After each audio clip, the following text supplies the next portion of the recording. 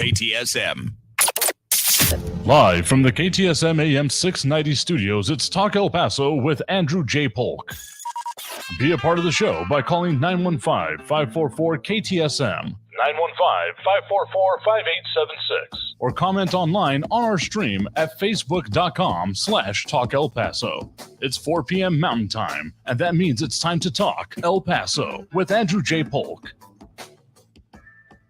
Thank you all so very much for joining us here for Talk El Paso, airing live on News Radio 690 KTSM. I am your host, Andrew J. Polk. Thank you for tuning in, however you may be doing so, be it on air, online, live streaming through the free and reliable iHeartRadio app, or joining us over on the various social media pages we're up on these days. Facebook.com/Talk El Paso, the Talk El Paso channel over on YouTube, Twitter at Talk El Paso, or Twitch.tv, Andrew J. Polk. However, you're tuned in, geared up, ready to go for all of the many things, like Mondo Moncada is over on that Twitch stream. Howdy to you as well. And some of those already dropping those likes and reacts. I mean, that's primarily over on the Facebook, but wherever you're able to tune in, see us, chime in if you want to, and particularly call in, that's the right place for you to be. Of course, we do have those phone lines open already. If okay, they just filled up.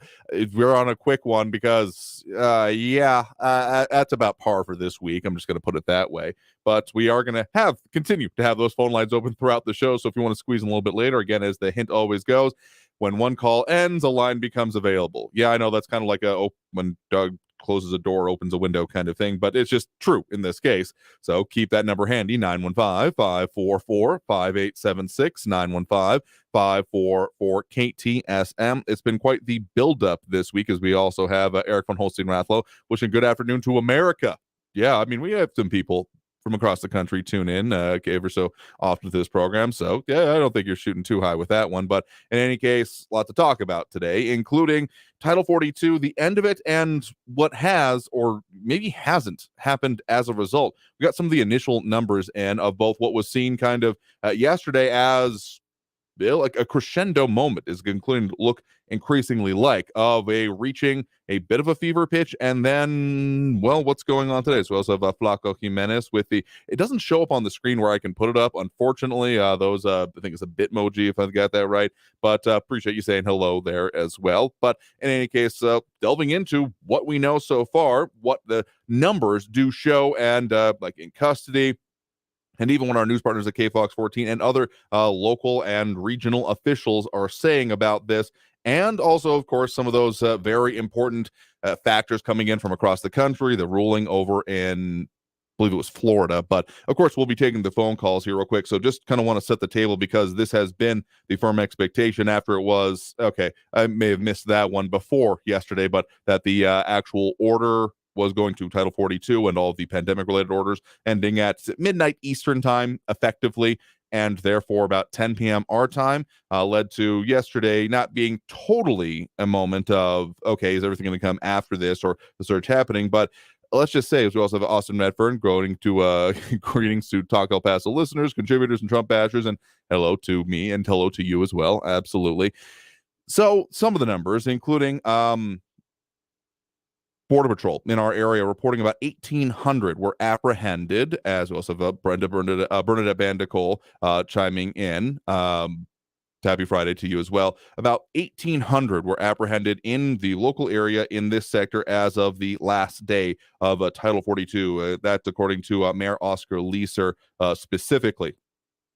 This was the highest amount when the last day Title 42 was in effect. So let me just put it this way. It was very much the anticipation I had was that this end of the order was going to lead to more crossings, more attempts after that, after there was, I guess, an assumption based on the reporting we were hearing and getting about, the people that were gathering for the previous such incidents of the end of Title 42, or the anticipated end of it previously, leading to a lot of people going to either try, set up, attempt crossings because of their interpretation of what that would be, and frankly, some bad information that a lot of those people were getting told.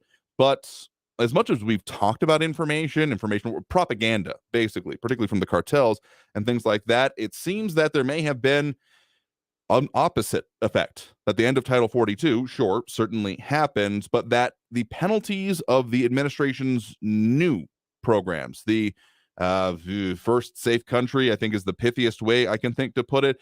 That also under Title 8, there being penalties for removal, and that being a huge change from Title 42, because part of the problem with Title 42 in my mind was that it would just, it's the Patrick Star meme, take the problem, push it over there, but there's nothing further that happens with it. It's just a removal across the border. Sometimes, yeah, there were flights, and further on, there were some that were going on in our area to Guatemala, if I'm not mistaken, from some of the local reporting. As we also have Sean Gardner and Ida Beza Gardner wishing a happy Friday and happy Free for All Friday, respectively, along with the wave. Do appreciate that.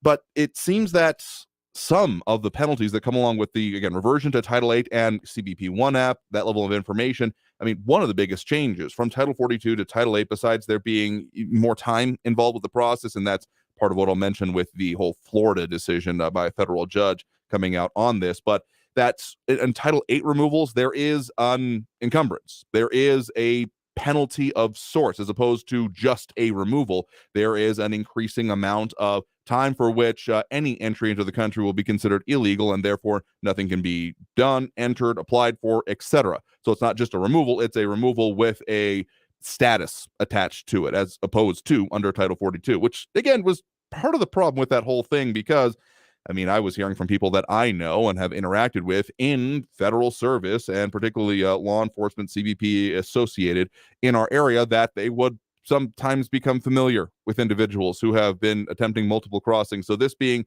a difference seems to, and maybe I'm not totally attributing this right, but it's the best one I've come up with based on also the reporting that we've been receiving and hearing about, that there are basically everyone was trying to get in, a vast majority. There are still people attempting to cross. There have been people attempting to cross even in between these, highlighted times that we've talked about recently and over years, as much as saying that situations like this are not normal. People attempting to cross in a variety of situations is fairly constant, if nowhere near this level.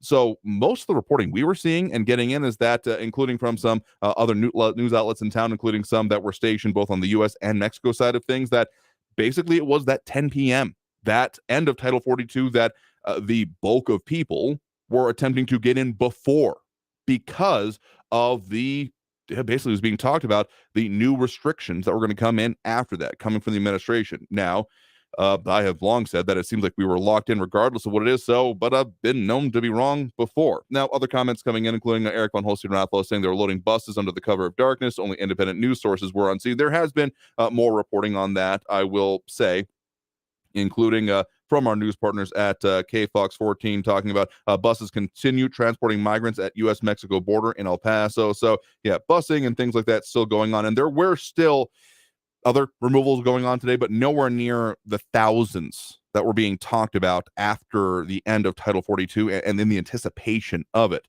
So whether the resources were enough, whether the communication was enough, which I'm not entirely inclined to believe that or completely attribute to either of that, but well, that seems to be the situation, is not exactly totally calm, but a lot more than frankly we were anticipating based on previous such circumstances, even just from late last year. I will say that some of the other numbers, including, I'll always reference people to the migrant crisis dashboard, elpasotexas.gov/migrant-crisis, and the migrant situational awareness dashboard specifically. It does have CBP encounters back at that high water mark, frankly one short of the previous high water mark of the 7-day in custody rolling average that was set end of last year, the third to last week of the year, when we were at 5,039, the rolling 7-day average. As of right now, being reported over there, we're at 5,038, so one shy. So not a new high water mark, but damn near at it. So certainly have seen, and again, 1,800 estimated to have been apprehended in our area as of the last day, but there have been different efforts, further hesitate to say lessons learned, but definitely differences. Among other things, the city of El Paso, once again, reporting the population housed within the migrant shelters run by the city of El Paso, looking like only the Bassett shelter up and running at the moment. Drive by the Moorhead shelter on our way to the office here, and that one's still looking I don't know how they're operating that one. There's still a lot of like boards on the windows and things like that, so doesn't seem. But in any case, 80 reported there so far. So that's some of the situation we're dealing with. And yeah, I am if you're here just for the phone calls, that's your prerogative. But we got a lot to talk about today, and we've had a lot of anticipation towards this day. And so giving the update on it, I find important. And if you don't, well, that's your prerogative. Anyway, let's go ahead and let's go ahead and take that first phone call of this hour right now. I know we usually take the break, but we had a lot to talk about there. So we do have Ben on the line with us here right now. Ben, thanks for joining us. Hey, Andrew, I was reading an article today from Investopedia, what you need to know about the employment report. Okay. You know that monthly jobs report from the Bureau of Labor and Statistics that sure. estimates the U.S. unemployment rate and the monthly change in non-farm payrolls, as sure. well as average earnings and hours worked. I'm not totally familiar with the Investopedia when you're talking about, but the report in general, yes, we've definitely talked about that, and some of the metrics go into it in the past. Did you know that there's two things that they do this report is they take a look at what they call the establishment survey, which gathers data from approximately 122,000 non-farm businesses and government agencies for some 666,000 work sites, and about 1/3 of all the payroll workers. And anyone on the payroll of a surveyed business during that reference week including part-time workers and those on paid leave.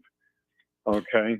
Sure. Then and according to that's what the report was given to us on this week, is that 236,000 jobs were added in March of 2023. Everybody was saying victory. This is great. This is an idea that the idea that we're doing all the right things and that the economy is heating up and everything's hunky-dory from now on. Okay. Okay. There's another way to do it too, and they also take what they call the household survey, and that's based on monthly interviews of 60,000 households conducted for the Bureau of Labor Statistics, where they take a look at the number of people that are employed in a house that they call. Okay, and so. Again, that's 60,000 households.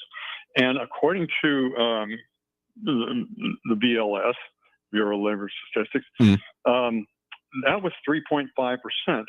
And the U.S. unemployment rate in March 2023 was down 0.1% from February 2023. So you take a look at the first one, which is called the payroll. That means all the businesses report how many people they have working for them. Okay, sure. It doesn't, they can count only the people that they have on their payrolls. The household survey actually takes a look and sees how many the people that are in the household, and they're counted, but it's only one person for one job, whereas if you take into account the payroll, it could be that person is employed here and then employed in another place and another place. And what we've heard is that a lot of people are taking 2 to 3 jobs because they cannot, and that includes the part-time jobs, that they can't get enough work to pay their bills. So the one that the Biden administration is giving us can be one job. Joe Blow counts as one job, but he's working 3 jobs. He could have count the second job and the third job. So you got 3 jobs for one person, whereas the household survey, one person for one person. And so what the administration is doing is telling us a story, but not the story. It is a matter that the economy is not doing as well as they are saying it is. And because of this report, this is what's being fed to the Fed, and because it looks like everything's heating up, that they're going to lower or not change the interest rate. And if you do this for a long enough period of time, you have a recipe for economic disaster. I mean, yeah, it comes back to the whole idea of there's lies, damn lies, and statistics, because you can slice data a lot of different ways. I mean, some of the previous ways we've talked about this, and it makes sense what you're referencing here, but that even on the household employment report about the percentages that you're referring to there, is that is not a total representation of how many people are unemployed in the general population, every man, woman, child, etc., within the United States. It is of the working age or the workforce, which of course basically more or less exempts most people, say under 18, if they haven't already filed for a job, those kind of things. I mean, you wouldn't count infants in that. I mean, that makes a level of sense. And of course, people who have retired are also not counted in that. But then you start getting into dropping out of the workforce. And what does that mean? Essentially, it's defined as those that are no longer seeking work. So unemployment, those are seeking and getting unemployment benefits, those will be counted in the labor force, but those who are not, for whatever reason, are not as well. So we saw in the previous years a shrinkage of the actual available workforce. Now, there are various different theories and ideas on this. One of the more persuasive ones that I subscribe to anyway is the idea that a whole lot of people took either early retirement or similar types of deals, pension buyouts, what have you. There were a lot of things that were offered, particularly in the midst of the pandemic, as companies were still struggling to respond to it. And so we haven't totally seen a response to that. So that 3.5% you mentioned right now may not have been, and definitely isn't the same what it would have meant, 2019 or in just earlier previous years. And of course, the part you're talking about with the total employed report, I mean, it's tempting to think of each job, particularly when we talk about new jobs, added jobs created as one person sitting at a desk or in a machine shop or something like that, and that's a job. But of course, it isn't. It could be part-time at a fast food place. It could be a server. Part-time. It could be somebody who's taken 2 to 3 jobs because they can't afford to pay their bills with just one job. Exactly. Okay? So that's why it can be important to delve into. Because absolutely. That's the reason why you've got such this big jump in the payroll survey. If you take a look at it, things, which is kind of interesting also, I went ahead and investigated a little bit further. The April household report was for 153,781 people, okay? Okay. The payroll, the household for March was 153,626, which was about 155 more than it was in March. Okay, that's 155. Then the payroll was 155,673 compared to March, and that was for April. Compared to March, which was 155,420, which means that the payroll went up about 250. So how do we get 3.5% increase? How are we doing? How are we getting all these things? These statistics from what they're telling us on the news. They're telling, like you say, they're telling not only a lie, but a damn lie that will sink this economy. And this is not, do your own homework. It's Investopedia. Sure. I heard about it first when I'm going back. Then I heard about it in another one on another investment show. I'm sitting there saying, this doesn't, are they telling are they actually telling the truth here? Or is my government telling the truth? And it turns out that they were. So, does that scare you? I mean, the whole situation, we're in a very strange economic time. First of all, I want to know what kind of lipstick you're putting on this pig. Go ahead. I mean, we're in a very strange economic time. There's no doubt about that. There are a lot of indicators in a lot of directions. I mean, some of these have been put off as hey, this is great, therefore it's fine. Whereas I don't totally buy that because, consumer confidence and spending have remained high in some sectors. Prices keep increasing. I guess the major concern I have is if we get anywhere near towards stagflation, just because that's like one of the bigger boogeymen that I worry about in this situation. So I mean, people definitely need to know what's going on for themselves and know how to make, particularly if they're in the investment class and doing those kind of things, know how those markets are working for them or not, as the case may be. So, again, the real impacts and the real ones that I'm most worried about is like the labor force and the availability or lack thereof. I mean, you still see help wanted, now hiring signs just about everywhere. And that's okay, Andrew. I'd say that's anecdotal. Sure. These are statistics. These are things that the Bureau of Labor Statistics has shown. Nobody ever takes a look into those things, so they just report them on the news as fact. But it is not a fact. And do you agree that if you convince everybody, including the Fed, that the economy is either heating up or it's just chugging away, then everything's then they need to either lower the interest rates or chuck them up, or just keep them where they are. Okay, so if they knew what this was, this means the economy is not going that way, and we really do need to higher the interest rates, increase the interest rates, because if we don't, inflation is going to take off. Yeah, the inflation numbers have definitely been some of the stats I've been looking at most when it comes to, again, the economic situation. I will say this. I think that the Fed has already signaled a bit of trepidation for continuing on with this whole interest rate raising regimen that they did launch into the better part of a year ago at this point, because it's been 7 out of the last 10 times that they have done such a thing that it has resulted in a full-blown recession. So that is already built into the consideration as far as I'm concerned, because, I mean, this is well known, particularly in those circles and those aspects of it. So trying to do the perfect squeeze, so to speak, with the raising of the interest rates has been the focus. And they have, of course, been doing the slowdown. We've had some guests on here previously talking about expectations about what they are. So whether or not there's another one or of any level, I wouldn't be totally confident in saying that or not. But I think that probably the slowing of it is already been signaled, and that's what I would expect to continue. So either a slowing or continued low raises, if not a stoppage altogether, is probably in the near future in my reading of it.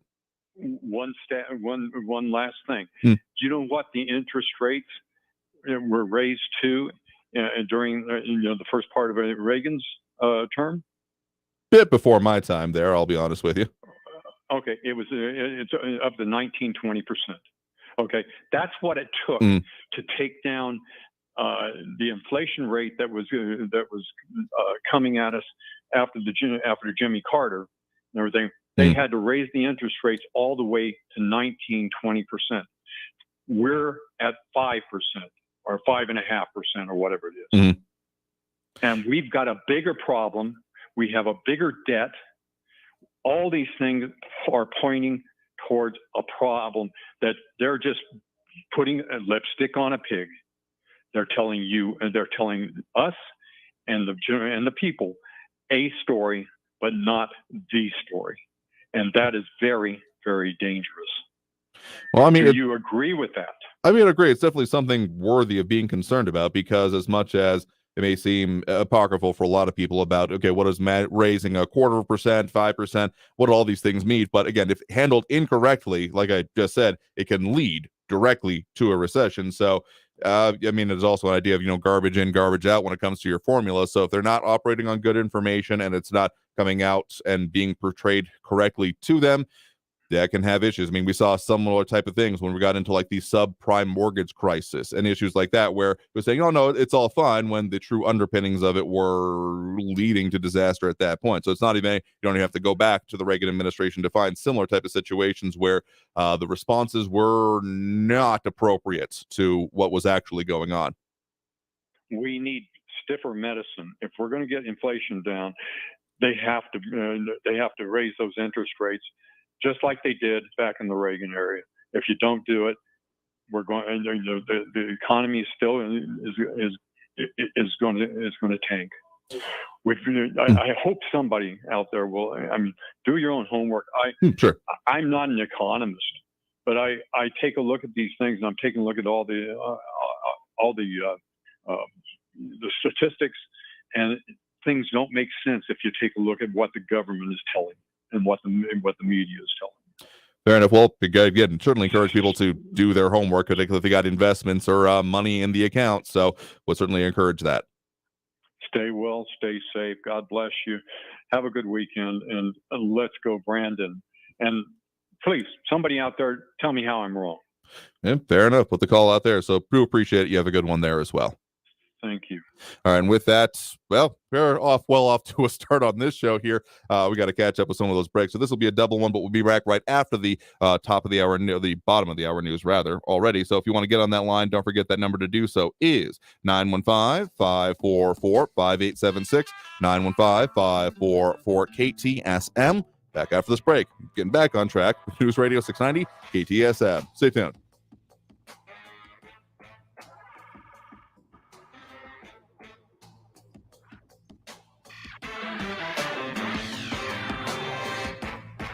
Traffic all day.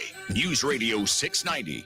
54 Patriot southbound at the I-10. The right interchange ramp to the 110 southbound is blocked due to heavy congestion. I-10 eastbound at the loop, an accident from earlier has cleared. All lanes are finally back open there. Eastbound Montana at just before Airway at Buffalo Soldier, an accident reported, and a crash reported near UTEP, Oregon at West Schuster. Kerry Edwards, El Paso traffic. This report is sponsored by Napa Auto Parts. When your ride fires on all cylinders, so do you. That's why Napa is on a mission to keep you in motion. With nearly 6,000 Napa Auto Parts stores and over 17,000 Napa Auto Care centers, the Napa network has everything you need to get up and go. I'm Martin Hoke, the inventor of Navage Nasal Care, and I love Navage. I've told you about how your nose is the body's air filter, that Navage's powered suction will help flush out allergens, viruses, mucus, and germs, and that Navage will help you breathe better. But what do other people say about Navage? Like Tara, quote, "My doctor wanted me to do saline rinses for my allergies, but I've never been able to successfully use a neti pot. Navage uses suction power, so it's foolproof. There are nights when I'll have particularly bothersome allergies. I'll bust it out, and the results are immediate. It's such a relief. It's become a lifesaver," unquote. She's one of over 100,000 online reviews praising Navage, the all-natural solution trusted by over 3 million people to help you breathe better, sleep deeper, snore less, and stay healthier without drugs. Navage is available at Walmart, CVS, Walgreens, Target, Rite Aid, and online. Navage, Navage, clean nose, healthy life. Shred Day is here. Bring your sensitive documents to the GECU Operations Center on Saturday, May 13th from noon to 3 p.m. and we'll shred and recycle them free of charge. Learn more at gecu.com. We'll see you there, subject to shred truck capacity. A catalytic converter is an important component of your car's exhaust system. It's a total catastrophe if your catalytic converter is stolen. Park in well-lit areas, install a protective device, or etch on your VIN number. Learn more at LockItDownTX.com. Brought to you by the Insurance Council of Texas and the Motor Vehicle Crime Prevention Authority. There are more identity threats than you realize. Even if you monitor your credit, only a little personal info needs to leak out, like your social security number or password. Are you to become a victim? LifeLock alerts you to threats you could miss. If your identity is stolen, a dedicated U.S.-based restoration specialist will work to fix it. No one can prevent all identity theft or monitor all transactions, but everyone can save up to 25% off their first year with promo code NEWS. Go to lifelock.com. News Radio 690 KTSM. El Paso's News Radio 690 KTSM. I'm Selena Madrid with your KFOX 14 news update. For months, the city of El Paso has been preparing for the end of Title 42. And today, all of the preparation is being put to the test. May 12th marks the end of the federal COVID-19 public health emergency declaration, and with it, the end of Title 42. The COVID-era policy allowed government officials to rapidly remove migrants from the country due to a public health emergency. From Texas to Arizona to California, border cities across the country have been bracing for this very moment, including here in El Paso. This morning, we actually saw a number of people waiting on the other side of the border, but it's actually quite calm now compared to then. Earlier, we saw several DHS buses and Border Patrol vans picking up dozens of migrants and taking them to be processed. Border Patrol says they saw a peak of about 1,000 migrants yesterday, but now there are only about 30 to 40 migrants waiting out there. I'm Selena Madrid with your KFOX 14 news update. News Radio 690. Traffic all day.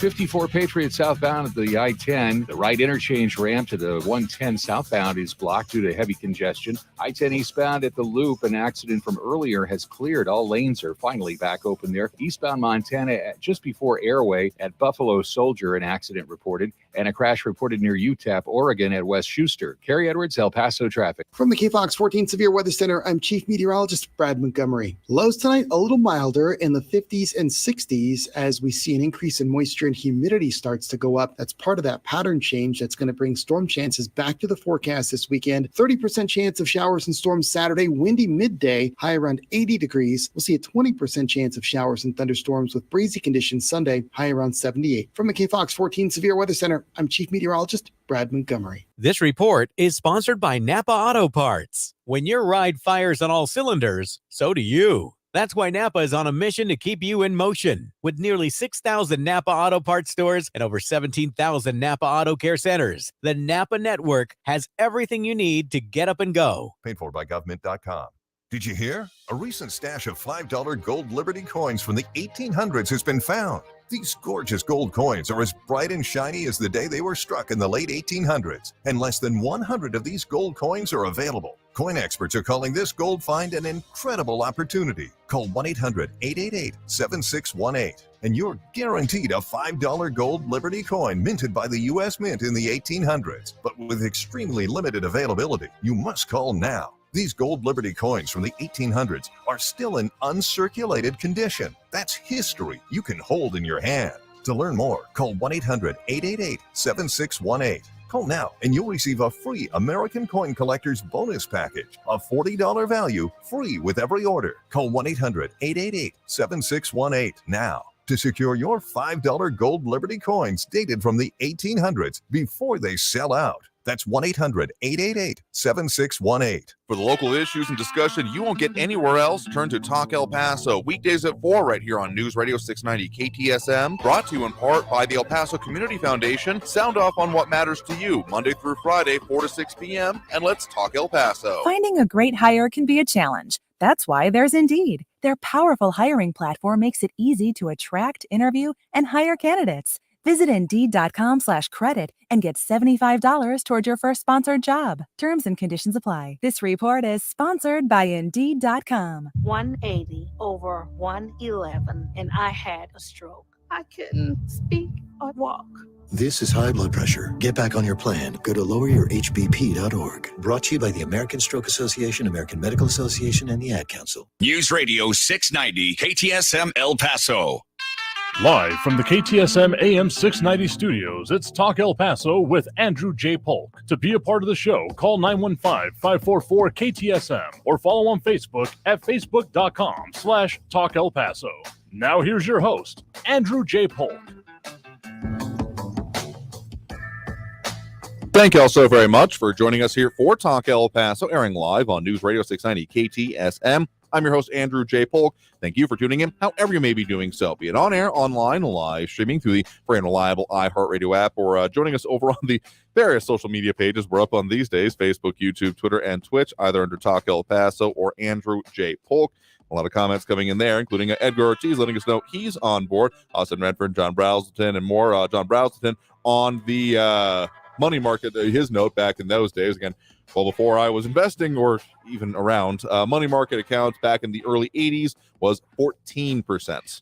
Now, I think going anywhere near the teens percentages at this point would be, well, that's just a direct ticket to recession town. I'll definitely expect that right now. But taking the appropriate steps, yeah, there's a lot more to be debated on that. Absolutely. Anyway, we're going to go ahead and back to those phone lines now. So again, keep that number handy, full up at the moment, as I fully expect will be this whole show. But that number is, of course, 915-544-5876, 544-KTSM.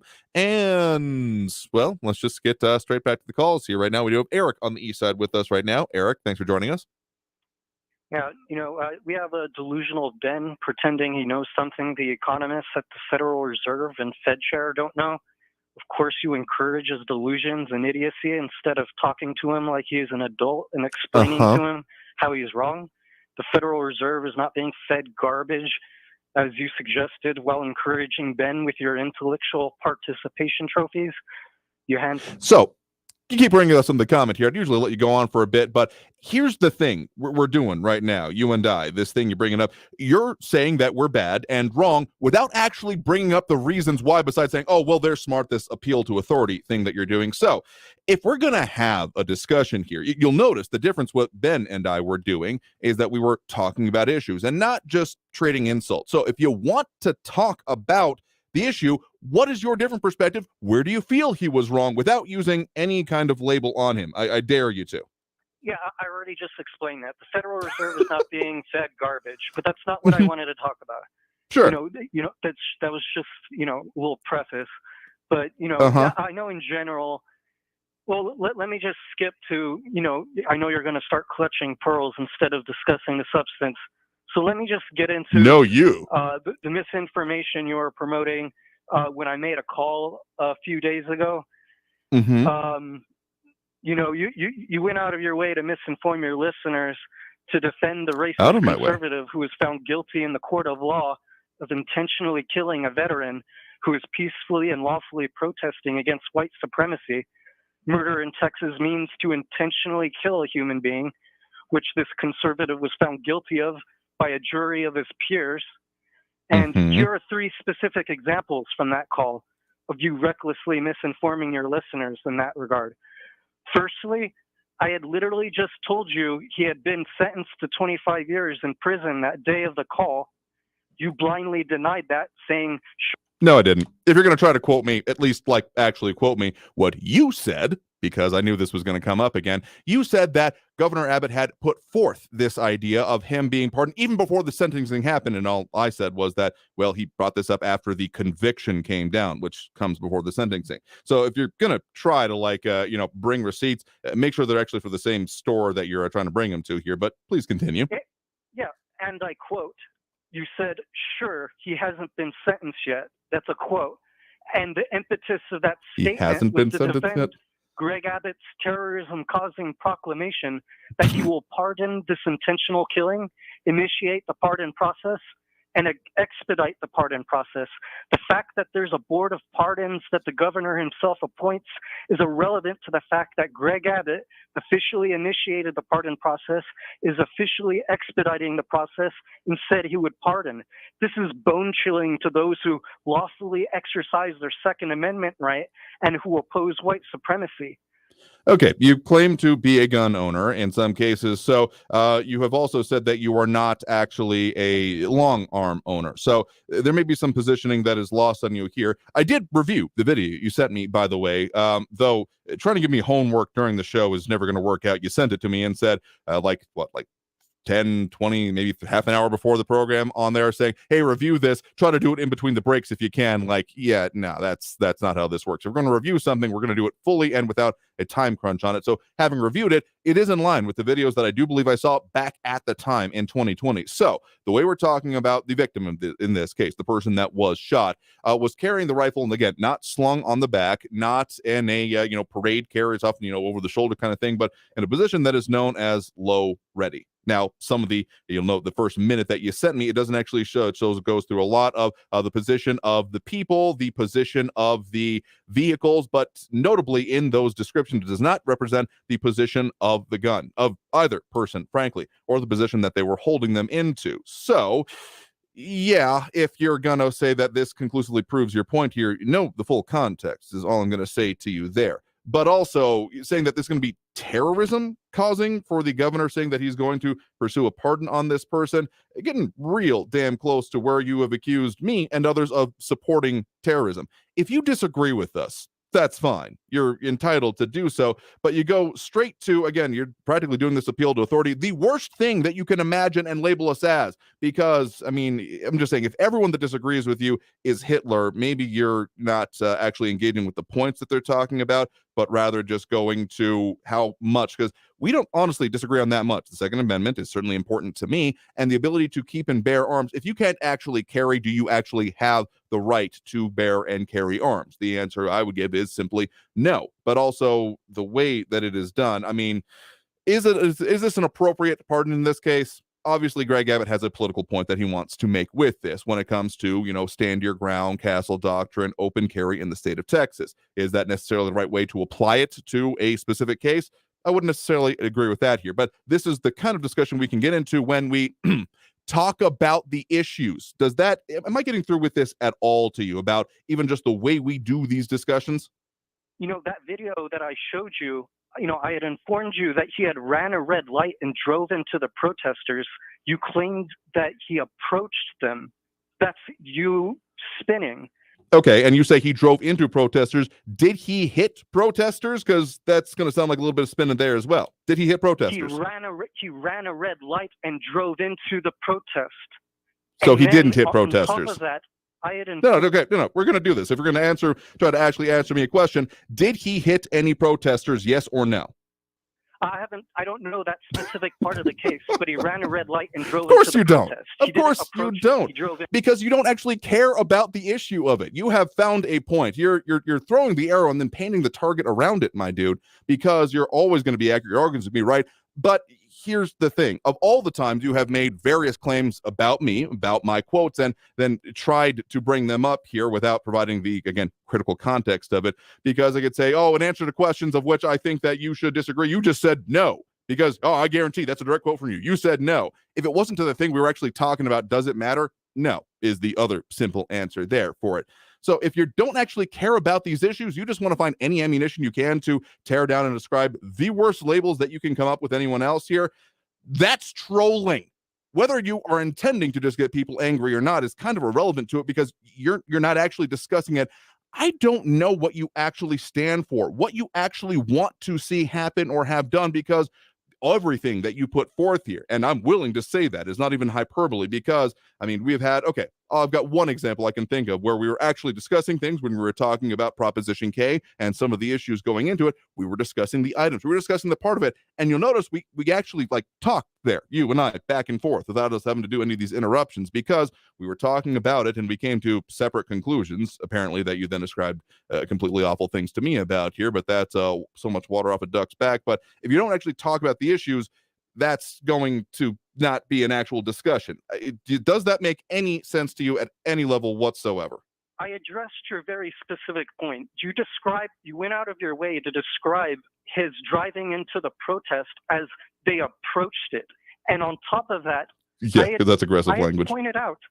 I had pointed out how he specifically said, I didn't want to give him an opportunity to aim the gun at me, which means he said that himself. And again, in the context, do you get how he was carrying the firearm? Do you get that? You say you have not reviewed everything about this case, which I'll note you've excoriated me upon in the past for not knowing everything. So do you know the position that the victim in this case was carrying the firearm? He specifically said that it wasn't aimed at him. Witnesses said that the gun wasn't aimed at him. And on top of that, he drove into the protest, not approached it. Dude, if you're not even going to listen to me and understand what I'm saying, and you're just bound and determined to make this point, regardless of what, the response is, I really got nothing more to say to you, because, seriously, we're not discussing here. You're just here to describe the worst phrases that you can think of to the people who disagree with you. So no, you're not discussing the substance. You're repeating the same thing over and over again and not actually responding to the arguments, which you've also excoriated me about in the previous saying I use these pat answers. When I'm trying to respond to you, talk about the things, but if you're going to ignore what I'm saying, yeah, we're not going to do that. So good luck, have fun. But we're going to move on, because we're not actually talking right now. And no, just saying you're wrong is not addressing someone's point, just to put that out there. Anyway, let's go ahead and take that next break right now. Again, I'll do a request to point and put up the link here. I'll see if I can do that over on the social media here briefly. But in any case, taking that next break right now. Again, that number, if you want to call, is 915-544-5876, 544-KTSM. Back after this break with more Talk El Paso here on News Radio 690 KTSM. Stay tuned.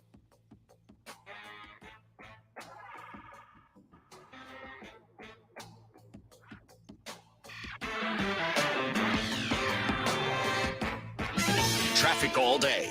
News Radio 690 Still seeing stop-and-go traffic on the southbound 54 from McCombs to Kenworthy. It's a 12-minute delay. An accident from earlier on Memorial Highway southbound Pelicano.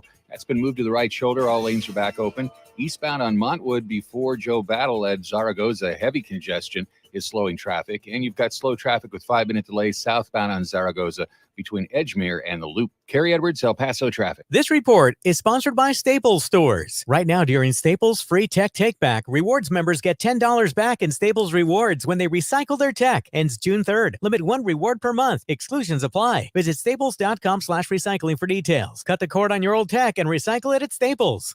An orthopedic surgeon makes understanding pain painless. It's the biggest frustration that patients have. This is Dr. Pamela Mehta talking about aches with unexpected origins. I see patients with pain in their knees, their hips, their back.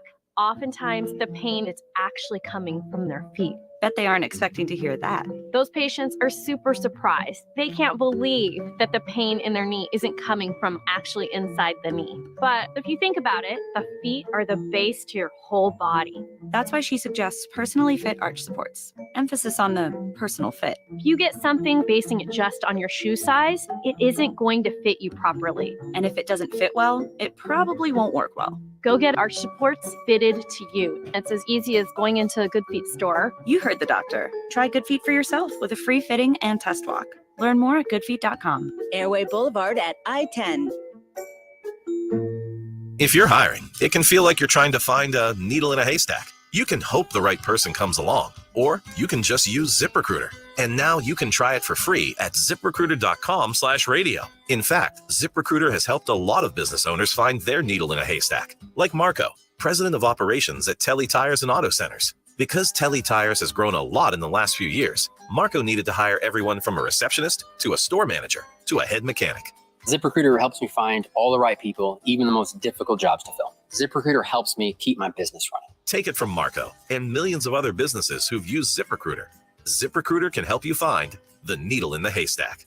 See why 4 out of 5 employers who post a job on ZipRecruiter get a quality candidate within the first day. And right now, you can try ZipRecruiter for free. That's right, free at ZipRecruiter.com/radio. That's ZipRecruiter.com/RADIO. ZipRecruiter.com/radio. ZipRecruiter, the smartest way to hire. A catalytic converter is an important component of your car's exhaust system. It's a total catastrophe if your catalytic converter is stolen. Park in well-lit areas. Install a protective device or etch on your VIN number. Learn more at LockItDownTX.com. Brought to you by the Insurance Council of Texas and the Motor Vehicle Crime Prevention Authority. Need to hire? Need Indeed. Their hiring platform makes it easy to attract, interview, and hire candidates in one place. Sponsor a job and immediately get a short list of quality candidates whose resumes on Indeed match your job description. Visit Indeed.com/credit. El Paso's News Radio 690 KTSM.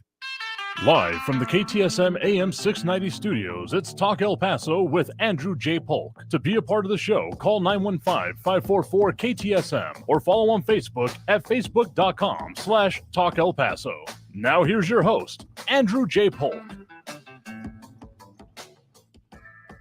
Thank you all so very much for joining us here for Talk El Paso, airing live on News Radio 690 KTSM. I'm your host, Andrew J. Polk. Thank you for tuning in, however you may be doing so, be it on air, online, live streaming through the free and reliable iHeartRadio app, or joining us over on the various social media pages. We're up on these days: Facebook, YouTube, Twitter, and Twitch. So here's the thing about having a discussion, in case anyone's unclear on this concept. Having discussion is a back and forth, understanding what the other person is saying and responding to it, and not just continuing on saying the exact same thing. If it comes down to, well, I don't want to agree with you because it'll make my point weaker, even though I know it's correct, then you're not actually discussing something. You're just trying to, again, bullheadedly continue with your own point here. So if you're interested in actually discussing things or talking about your own perspective, 915-544-5876, 544-KTSM is the number to call. And it's just funny sometimes. Anyway, I think we have time for one more call before we hit the top of the hour. Here we have Jerry in the Northwest on the line with us right now. Jerry, thanks for joining us. Well, thank you, Andrew. It's kind of hard when you're trying to follow somebody that is so self-centered they don't understand that they can't admit they're wrong. Anyway, I just want to say Happy Mother's Day to all, though. No, certainly. Mothers out there this weekend, please, young men that have mothers, take care of them. That's the only woman that will love you more than anybody. Okay, so, and the next one I want to talk about is this budget debt that's going on with the ceiling. Oh, right. They're calling it, and raising the ceiling. Sure. The House did their job according to the Constitution and made a bill to have it signed and run through the Senate and to the president, but they're being blamed for not doing nothing. And they're also being blamed for things that's going to happen anyway. It doesn't matter if they stop all the spending and everything. We are still going to go into a recession, and we're still going to lose a lot of jobs because of what happened during and after COVID, and how much money they spent. And they spent close to $10 trillion. I mean, yeah, a lot of the money is, I believe most of the debt ceiling is just to pay for what Congress has already approved, not even for the future. Absolutely. Yes. So what they're trying to do in the House is recoup a lot of that money, get it back in, especially the stuff that was sent out to a lot of the states that has not been spent yet. Sure. Even most recently, I heard the city of El Paso still had some of that money, and even the county still had some of that money. Now, I'm not sure if that's still correct, but this was like 4 months ago, that they still had some of that money, and they were trying to figure out where to spend it. And is that correct? Is that a correct assumption? Do they still have that money, or? I know it's been in like the end of last year. There was some that had to be used there. I don't know of the current status of it, but I mean, I know that it has been the order of millions in the local region and the order of, tens, if not hundreds of millions of dollars, kind of like across the country for funds that were, appropriated and sent out for emergencies, rent programs, those kind of things that ended up not getting used. Right. And the COVID emergency was over, effective yesterday or last night, midnight. Even the World Health Organization declared it over, COVID emergency. So those monies that were not spent were not necessarily used, so they should be able to recoup them. We should be able to get them back, draw them back in, and put them towards the national debt. Or utilize them in other areas that we can get a benefit from. I mean, sure, that would make a level of sense, but that's, of course, not the only part of the bill that was passed by the House in order to raise the debt ceiling. There were other things, changes to other entitlements, changes to particularly some of the social safety network programs that the Biden administration had staked themselves on. So it's not just hey, we did it, now you just got to do it. There are political implications that have made this a non-starter in the Senate, among other things. So whether or not we can get there at the end of this still remains to be seen, though. I mean, you are technically correct. They did start the bill and therefore pass it on to the Senate. Whether or not the Senate will accept it or not is a different matter. So, but they're still going to blame the Republicans for if the economy crashes, which it is going to do. The economy was predicted to crash even before the House started working on this budget bill.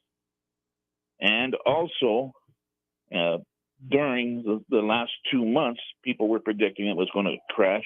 And to Ben's point, with a number of employment, there was a set definition of a recession last year that was not looked at and observed because they said there was so much employment going on, new jobs and such like that. But if the jobs information, the new jobs information is wrong and misleading, then how can we judge whether or not we are actually in a recession or not? We'll have to talk more about that, but tell you what, we got to take that break for the top of the hour right now. So appreciate the points of the call. We got to take that break. So coming out of this, we'll get to more of the points and further on the phone lines. Again, 915-544-5876-544-KTSM. Back after this break with more Talk El Paso here on News Radio 690 KTSM. Stay tuned. News on the hour and a half. Traffic and weather all day. News Radio 690 is KTSM AM El Paso, an iHeart radio station.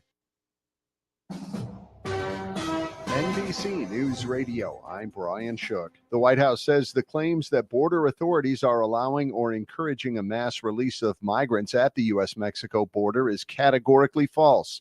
Press Secretary Karine Jean-Pierre criticized a federal judge's ruling temporarily blocking the Biden administration's policy to release some migrants crossing the border on parole.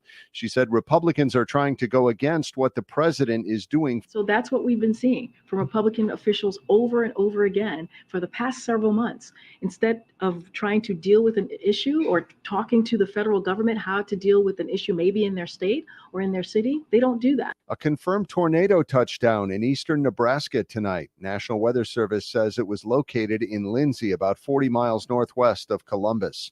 There's no word yet of injuries or damage. United Airlines pilots are protesting at 10 airports across the country today. The employees are asking for higher pay and better work conditions. Officials have not said whether this will impact any flights.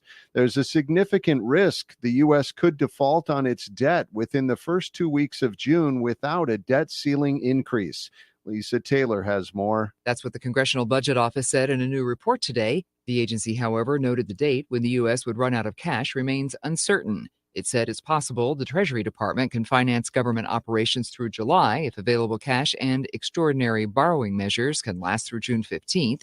Democrats and Republicans are at odds over how to raise the debt ceiling, with Republicans demanding steep cuts in exchange for their votes to increase the borrowing limit. I'm Lisa Taylor. The Washington Commanders are being sold for a record price. The NFL franchise is being purchased by a group led by Josh Harris, who co-owns the NBA's Philadelphia 76ers and NHL's New Jersey Devils, for over $6 billion. You're listening to the latest from NBC News Radio. The man accused of using a deadly chokehold on a New York City subway train is out on bail after being charged with manslaughter. Scott Pringle reports. Well, Daniel Penny did not enter a plea. Prior to his arraignment, Jordan Neely's family attorneys applauded Penny's arrest but wanted a murder charge. Attorney Lennon Edwards says the Marine veteran Penny could have used a different method of restraint on Jordan Neely, who witnesses say was threatening riders before the deadly chokehold was used. Daniel Penny intentionally chose a technique to use that is designed to cut off air. That's what he chose. And he chose to continue to hold that chokehold. Attorneys for Penny say Penny stepped in to protect himself and fellow New Yorkers while risking his own safety. McDonald's is liable in a lawsuit that claimed hot chicken McNuggets left a young girl severely burned. The jury found a McDonald's in Fort Lauderdale, Florida, failed to put warnings on the food, and that led to the child's injury in 2019. Another trial later this summer will determine how much McDonald's and the franchise owner will have to pay in damages.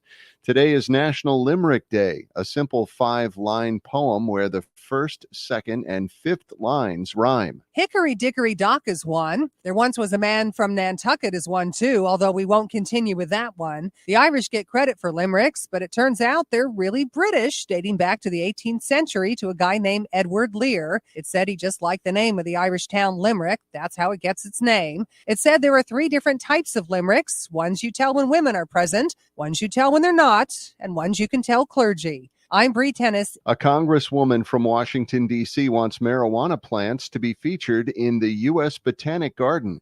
Democrat Eleanor Holmes Norton said in a tweet that she made the ask as the country moves towards legalizing cannabis. She noted the impact on the economy it would have. Brian Shook, NBC News Radio. This report is sponsored by Napa Auto Parts. When your ride fires on all cylinders, so do you. That's why Napa is on a mission to keep you in motion. With nearly 6,000 Napa Auto Parts stores and over 17,000 Napa Auto Care centers, the Napa network has everything you need to get up and go. Okay, so we have the car payment, the rent, utilities, and the repair bill.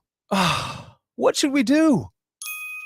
I know. I'm going to CashNetUSA.com. I can apply in minutes, get an instant decision, and if approved, we could have the money in our account as soon as the same business day. When you need money fast, be the hero. Go to CashNetUSA.com to apply for the money you need now. The exact timing as to when your loan funds will be available will be determined by your banking institution. I always wanted to learn Spanish, but I never thought I'd have the time. Then I discovered Babbel. Babbel's lessons are fun. They only take like 10 or 15 minutes, and in 3 weeks, presto, you're starting to speak another language. Like magic. I love that Babbel's lessons aren't just robots talking. They're voiced by native speakers, so you get the pronunciation just right. And they're designed by real language teachers, so you learn how to have real-world conversations, things you'll actually use. It's incredible. After using Babbel, I'm ready to start having real conversations in French. There's all kinds of ways to learn. Use Babbel's podcasts or games or videos. You can even join live classes with a language teacher. If you want to learn a language, there's no faster, easier, better way than Babbel. Babbel. Babbel. Babbel, évidemment. Go to babbel.com to try for free. That's BABBEL.com. Babbel.com. Only iHeartRadio gives you access to all of your favorite radio stations. Rover's Morning Glory. It's The Woody Show. It's Elliot in the morning. All of the once-in-a-lifetime events. iHeartRadio Music Festival. All of the best free curated playlists. It's everything that rocks. All of the great podcasts for every interest. This is Freddie Prinze Jr. from the Wrestling with Freddie podcast. All of the mind-blowing content. $20,000. Awesome. All of your favorite superstars. This is Dave Grohl from the Foo Fighters. Best of all, it doesn't cost a thing. Download the absolutely free iHeartRadio app now. Stay tuned and stay informed with News Radio 690, KTSM, an iHeart radio station. Veterans, are you planning to file a VA disability claim? Get ready for a better way to file. The Decision Ready Claim Program gets you a decision within 30 days after it's submitted. That's just 30 days for the benefits and services you've earned. Talk to your accredited representative or go to www.benefits.va.gov/DRC to learn more. Brought to you by the U.S. Department of Veterans Affairs.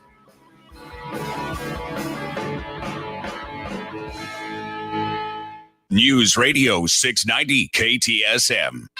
Live from the KTSM AM 690 studios, it's Talk El Paso with Andrew J. Polk. To be a part of the show, call 915-544-KTSM or follow on Facebook at facebook.com/Talk El Paso.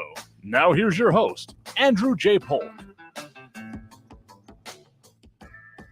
Thank you all so very much for joining us here for Talk El Paso, airing live on News Radio 690 KTSM. I'm your host, Andrew J. Polk. Thank you for tuning in, however you may be doing so, be it on air, online, live streaming through the free and reliable iHeartRadio app, or joining us over on the various social media pages we're up on these days, facebook.com/Talk El Paso, the Talk El Paso channel over on YouTube, Twitter @Talk El Paso, or twitch.tv, Andrew J. Polk. Oh, a lot of things we're talking about here today because, well, it's Friday, Free-for-All Friday. That's what we called, that's what we do, and that's what we are continuing to get to. So if you want to get on that phone line, line's available now, 915-544-5876, 544-KTSM, and demonstrating some of those comments coming, including Armando Moncada over on the Twitch stream. We'll get to that here in just a second, but those dropping those likes and reacts that we certainly appreciate. Rick Reyes, Matt Olson, Tim Boynton Sr., James Holmes, Flaco Jimenez, Ida Beza Gardner, Sean Gardner, Eric Von Holstein Rathwell, Monica Cervantes, and Robbie Flores. And yeah, apparently it is National Limerick Day, which you always learn something from these news updates. Anyway, question brought up by Mondo saying that asking if I can tell us about blocking release of migrants without court dates by a federal judge. So that's the one that I realized I mentioned at the top of the program, but we didn't quite get to because that could have been the whole show, just talking about the circumstances we're getting into, and that's not what we do Fridays, so we laid out quite a bit. The federal judge in Florida basically ordered that it had been a practice being done under the Biden administration for, ICBP, Border Patrol, and related agencies under DHS to, if they were at capacity, basically releasing on parole as opposed to with exact court dates. So basically that they will be given paperwork later. And what that federal judge has now ordered is that no, that cannot be done. There cannot be any, essentially due to circumstances, parole being given unless the processing has happened. And effectively the response from the administration and the agencies involved that I mentioned has been that this will cause significant backlogs, overcrowding, and things like that. Kind of getting back to the whole point about capacity issue that I've been bringing up at the very least yesterday, if not before that. So that's part of the circumstance going into this.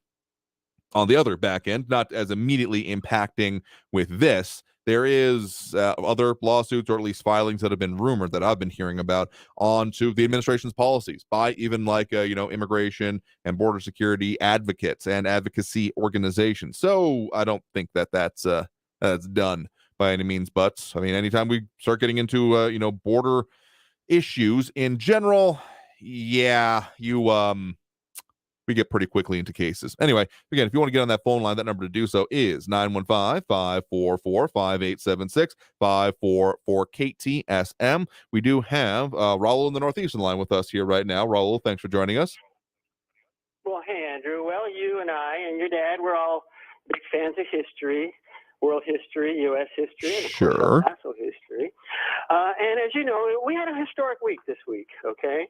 First time in U.S. history, a jury found that a former president sexually abused a woman and awarded his victim $5 million. Now, in that trial, the plaintiff had two witnesses who claimed to have been sexually assaulted by Trump.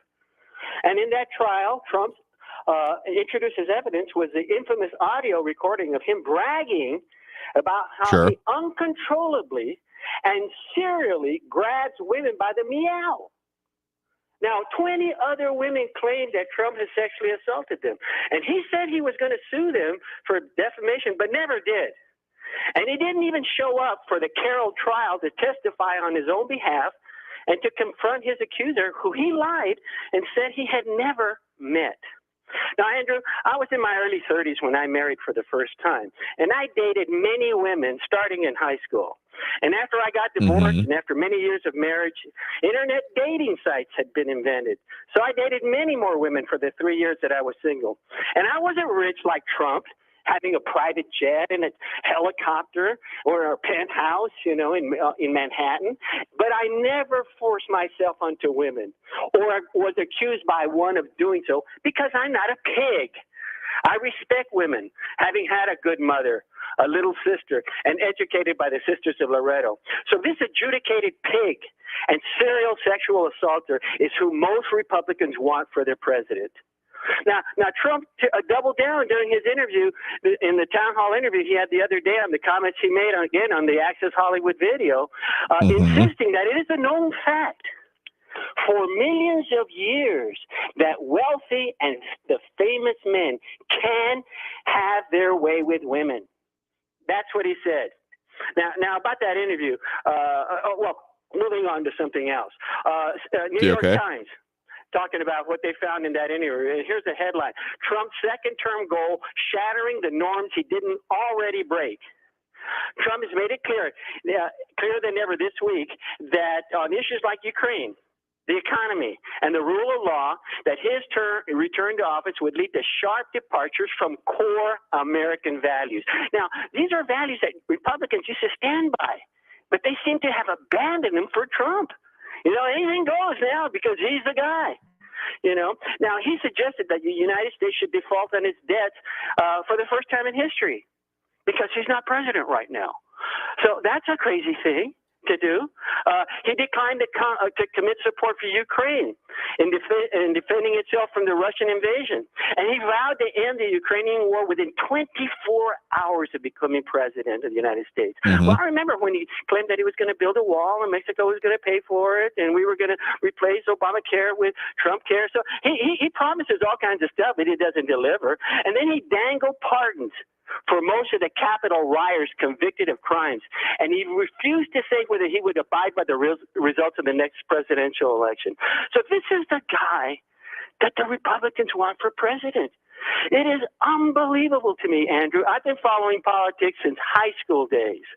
And I'm no big fan of the government. I grew up during the Vietnam War when the government was prosecuting a war in Vietnam that was clearly unjust and found to be so in the end. And all it ended up was costing American lives and treasure and getting millions of people, Vietnamese, killed. Unbelievable. I objected to the war George Bush manufactured and lied about and got us into Iraq and dropped more. I heard more tonnage of bombs to drop on Iraq than all of World War II.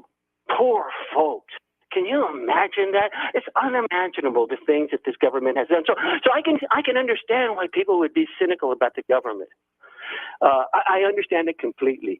But Trump, man, I cannot for the life of me understand how so many people have become, members of his cult and were willing to abandon all principles in the past for this scum. Again, your positions on the former president are certainly not any secret, but let me just put it this way. Trying to say that this guy's awful, why do you like him, isn't really the kind of substantive analysis that is going to change minds. Again, it's a factor of human psyches, as we've already seen on this show earlier today, that talking to someone and bringing up a point that it doesn't fit their view often leads to them ignoring it or just saying that, well, no, you're just wrong. And as a factor that by presenting sometimes evidence to people that would be contrary to their assumptions, they can therefore even just double down on it here. So if you're actually trying to change people's minds and trying to say, hey, maybe don't,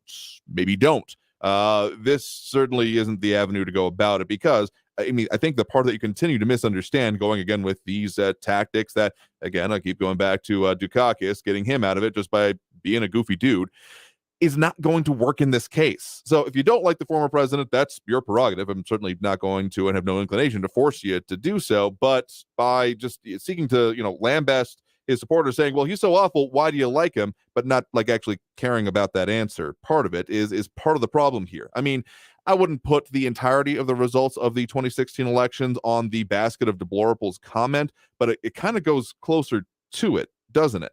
Because what was being done there is saying, well, this is just awful. You're awful, so you should agree with me. I've put this before to other people in life, but have you being called awful and saying that what you believe is awful ever particularly been persuasive in your own life or in changing of your own thinking? No, it doesn't.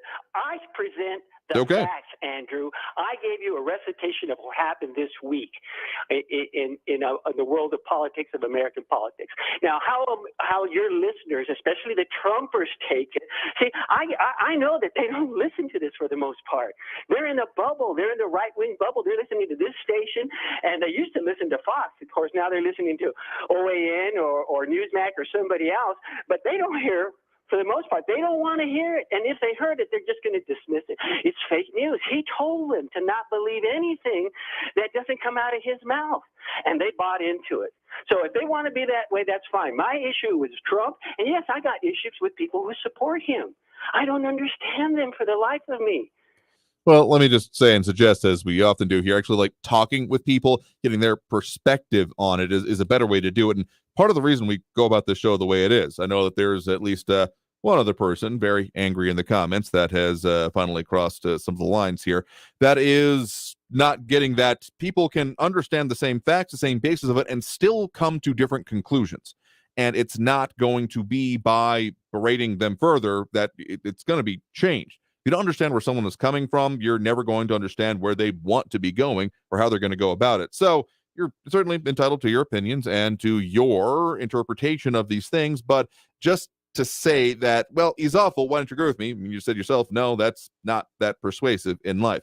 I've never seen a successful, like those preachers that stand outside of like comic conventions, whatever, or on like college campuses saying that you're all awful, you need to come and do this. I've never seen that be successful in person. Let's just put it that way. So appreciate the point in the call for what it's worth here. But again, if you're looking at your goals and what you're trying to achieve with them, they might not be meeting up with the way you're going about it. Anyway, let's take that next break right now. Get back with the phone calls on the line. Phones are available if you want to call in. Do believe we should be up with them. 915-544-5876. 915-544-KTSM. Back after this break with more Talk El Paso here on News Radio 690 KTSM. Stay tuned.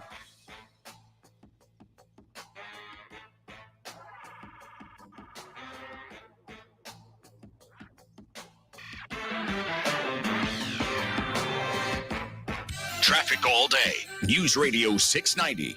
Slowing on the eastbound I-10 this afternoon. Trans Mountain to the 54 Patriot is a 6-minute delay. An earlier crash I-10 eastbound in the lower valley at Loop 375 is cleared with all lanes back open. An accident reported at Copia and Montana. And slow traffic on eastbound Montana from McRae out to Zaragoza, 9-minute delays. Carrie Edwards, El Paso traffic. This report is sponsored by Indeed.com. Need to hire? Need Indeed. Their hiring platform makes it easy to attract, interview, and hire candidates in one place. Sponsor a job and immediately get a short list of quality candidates whose resumes on Indeed match your job description. Visit Indeed.com/credit. A catalytic converter is an important component of your car's exhaust system. They can cost several $1,000s to replace. Cats can be removed in under a minute and have a high scrap value. Keep your vehicle safe from cat burglars. Park in well-lit areas. Install a protective device. Have your VIN number etched onto your catalytic converter. It's a total catastrophe. If your catalytic converter is stolen, lock it down. Learn more at LockItDownTX.com. Brought to you by the Insurance Council of Texas and the Motor Vehicle Crime Prevention Authority.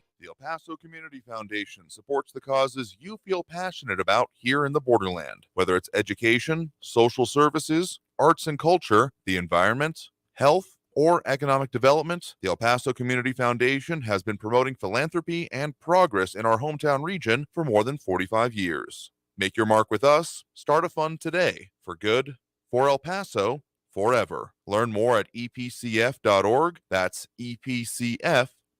Staples has everything to help small businesses do big things. Shipping supplies and services so you can fill big orders. The latest tech so you can create the next big thing. And now during Staples Small Business Deal Days, when rewards members spend $100 or more, they get $30 back in rewards to use on big things, little things, or anything they need. Plus, find new deals in-store every week on tech, office chairs, and shipping supplies. Because for small businesses, Staples knows savings are a big thing. Rewards offer ends 5/13. Limit 1. Redeemable in-store only. My friend and I are taking a trip to Mexico this year, but neither of us speak Spanish. So we downloaded Babbel and started learning Spanish fast. Want to start getting conversational in another language in as little as 3 weeks? Babbel's quick 10-minute lessons were designed by language experts to be the most efficient and effective way to learn a new language. ¿Cómo te llamas? ¿Cómo te llamas?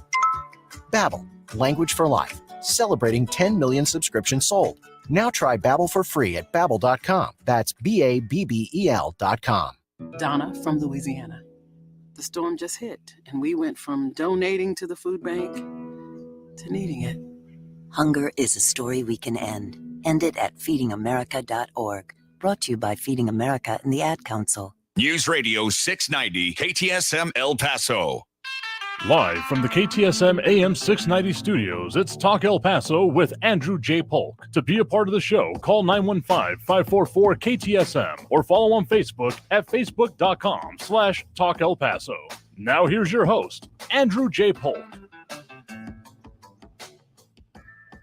Thank you all so very much for joining us here for Talk El Paso, airing live on News Radio 690 KTSM. I'm your host, Andrew J. Polk. Thank you for tuning in, however you may be doing so, be it on air, online, live streaming through the free and reliable iHeartRadio app, or joining us over on the various social media pages. We're up on these days, Facebook, YouTube, Twitter, and Twitch, either under Talk El Paso or Andrew J. Polk. It is, of course, Free for All Friday, so we're going to do a lot of things, even if maybe not some of the ones I kind of expected at getting the end of Title 42, but I mean, it's Friday, so we do call that on ourselves here. Might be having a slight issue with the phone lines here. We keep getting calls coming in and then dropping off before we can even get to them. So if you're not in good signal, I mean, just try again. But again, that number to do so, and they're open right now, 915-544-5876, 544-KTSM. Just make sure you got good signal, and we'll be happy to take your call on the line. In the meantime, focusing a bit on some of those, border security and immigration things.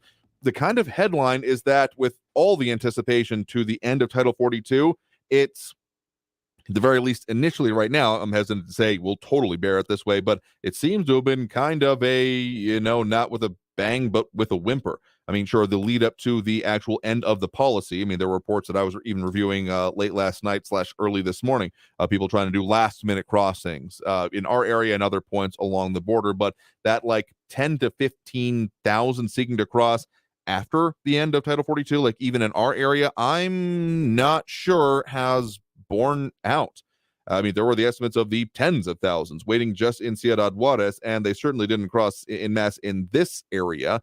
Mondo Moncada saying so far much ado about nothing. It seems like maybe the expectations were flipped, basically, that all of the focus by those attempting to cross was before the end of Title 42, which, again, I've often talked about the messaging, the issues with it, and overcoming essentially the cartel propaganda, and wondering if somehow this way made it through. So, yeah, that's an interesting one here. So, okay, we've got a call on the line here. We'll try to see if we can keep this one on there. Again, that number, 915-544-5876, 544-KTSM. And again, if you are calling in the midst of a segment, you might get popped up live, so just stay on the line there for us. So we have a call on the line with us here right now. You're live with Talk El Paso. Who's this? Dan, seems like our phone issues might be continuing. Okay. Well, if you can hear us, we can't hear you, so try again. All right, we might have to just take a break here and see if we need to restart something, because I could have sworn that was a phone call, but apparently we might be having some late breaking issues with it. Well, we got comments coming in regardless, and so delving a little bit further into the situation. Some of the some of the headlines about calmness and it quietly expiring. Specifically El Paso matters on that part of it. Dated as of yesterday, a Title 42 quietly expires because there was again about 1,800 people apprehended just in our area and our region.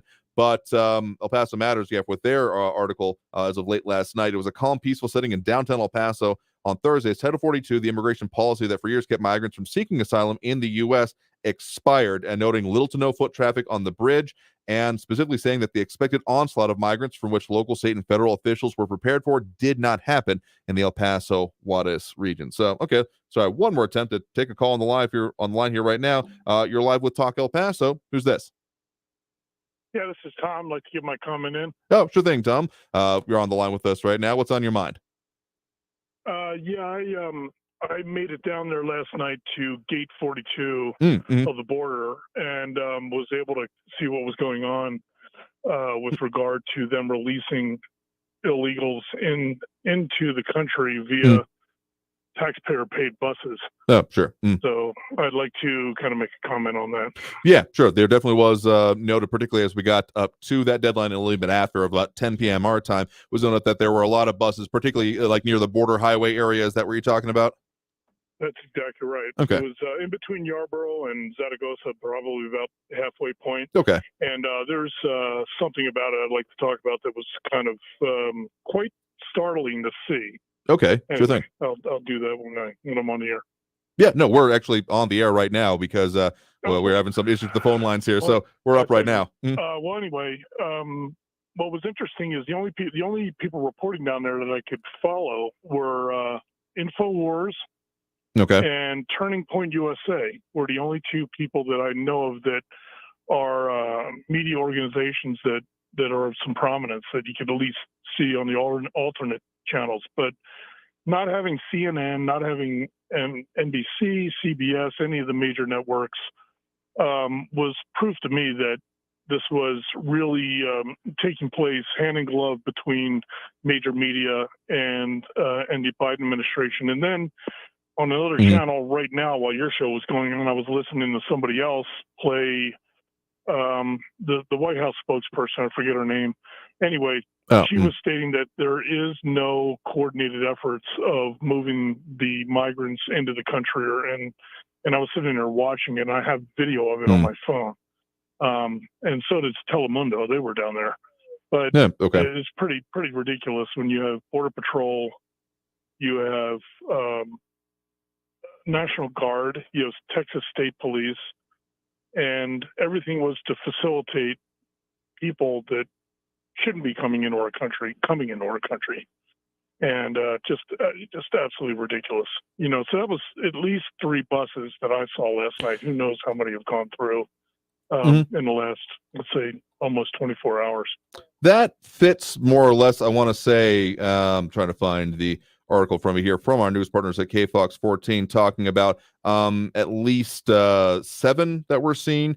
As of Friday morning. Okay, a total as of 8:30 a.m. this morning, a total of 5 buses had arrived to the area along the border highway to transport.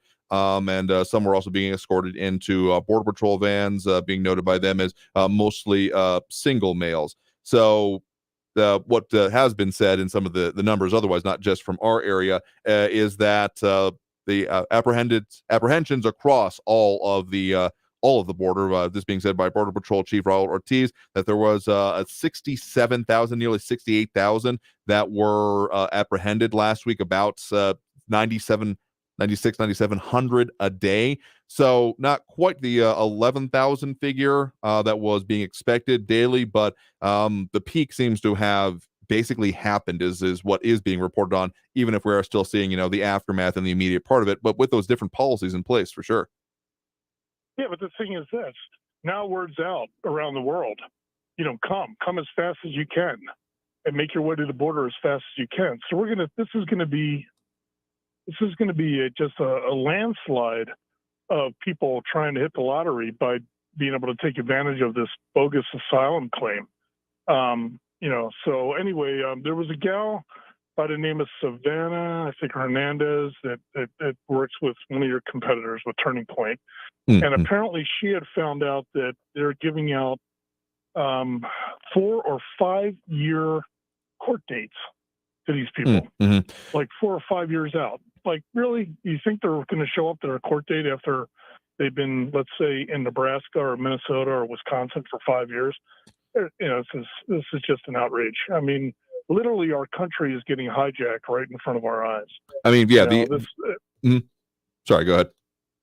No, that's it. I just need to kind of blow off a little steam here, but also express the fact that people need to wake up, and we need to talk and put the pressure on our politicians to stop this. Just flat out stop it. We need to go back to what the policy was in the last administration and come up with another rule. But if they want to come up and wait in Juarez and wait 15, 20, 30 years for an asylum claim, have at it. But they shouldn't be letting people come over here for that. What about all the people that have waited for years and years and gone through the process properly and are still trying to immigrate properly? I mean, my spouse did that. Well, I appreciate you giving your perspective, what you saw going on with that, and of course discussing about this. Appreciate the point in the call. You have a good one there. Yeah. All right, thanks. I will say that, the concern about the delay in the process, I mean, as much as that federal court judge decision about the processing required before release, but I mentioned it yesterday on the show, but I have the quote here in front of me today from Henry Cuellar, again, congressman from basically other points of the border here in Texas is a similar way to put it. So what he spoke with on NPR yesterday, what about it, saying that if NGOs or the border communities do not have space to hold them up, then the Border Patrol only has one option: to put them out on the streets of Laredo, streets of McAllen, Brownsville, El Paso, and other border communities. These people are coming in between ports of entry, so they're not going through the CBP app or the ports of entry. So that means that they're supposed to get a notice to appear in front of an immigration judge, and that is going to be years from now. So the question is, are they going to be able to track these people? And I continue right now, no, they're not.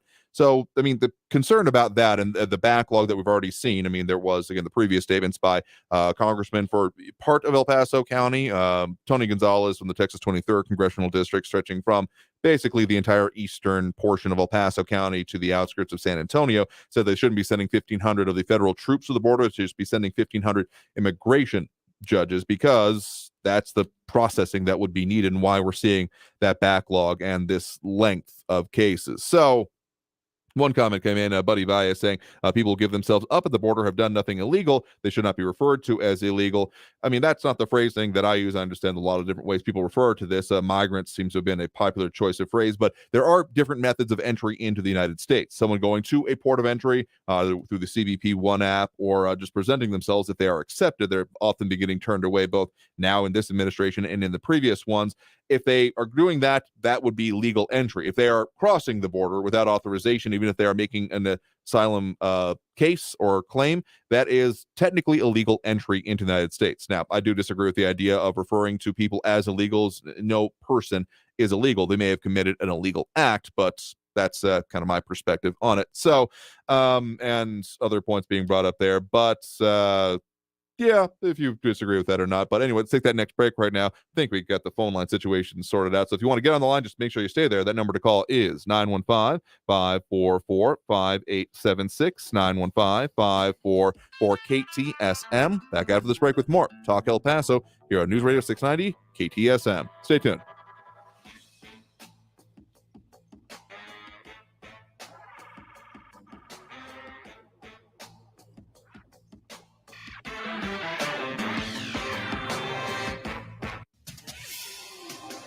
El Paso's News Radio 690 KTSM.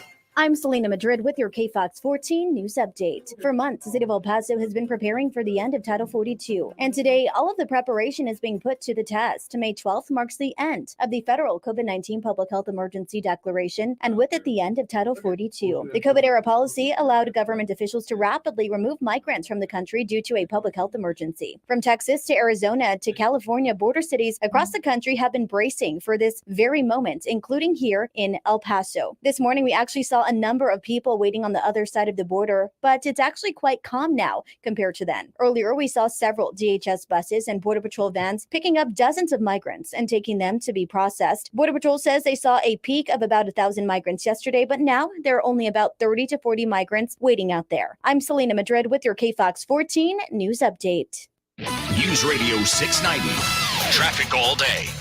No wrecks on your El Paso freeways right now. Slow traffic, though, on the I-10 eastbound, Trans Mountain to the 54 Patriot, 10-minute delays. 5-minute delays westbound on the 10 from the Loop to the Patriot. A couple of crashes towards downtown, one actually in downtown's El Paso Street at Main, and an earlier crash, police still working Oregon at West Schuster Avenue. Kerry Edwards, El Paso traffic. From the KFOX 14 Severe Weather Center, I'm Chief Meteorologist Brad Montgomery. Lows tonight a little milder in the 50s and 60s as we see an increase in moisture and humidity starts to go up. That's part of that pattern change that's going to bring storm chances back to the forecast this weekend. 30% chance of showers and storms Saturday, windy midday, high around 80 degrees. We'll see a 20% chance of showers and thunderstorms with breezy conditions Sunday, high around 78. From the KFOX 14 Severe Weather Center, I'm Chief Meteorologist Brad Montgomery. This report is sponsored by Napa Auto Parts. When your ride fires on all cylinders, so do you. That's why Napa is on a mission to keep you in motion. With nearly 6,000 Napa Auto Parts stores and over 17,000 Napa Auto Care centers, the Napa network has everything you need to get up and go. Shred Day is here. Bring your sensitive documents to the GECU Operations Center on Saturday, May 13th from noon to 3 p.m. and we'll shred and recycle them free of charge. Learn more at gecu.com. We'll see you there, subject to shred truck capacity.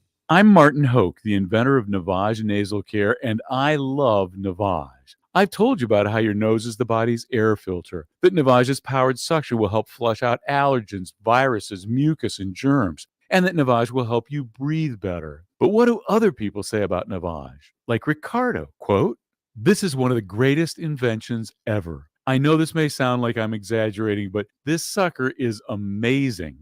The first time I did it, I couldn't believe what came out of my sinuses. I could breathe with ease. My wife just bought one too. Thank you for this product," unquote. He's one of over 100,000 online reviews praising Navage, the all-natural solution trusted by over 3 million people to help you breathe better, sleep deeper, snore less, and stay healthier without drugs. Navage is available at Walmart, CVS, Walgreens, Target, Rite Aid, and online.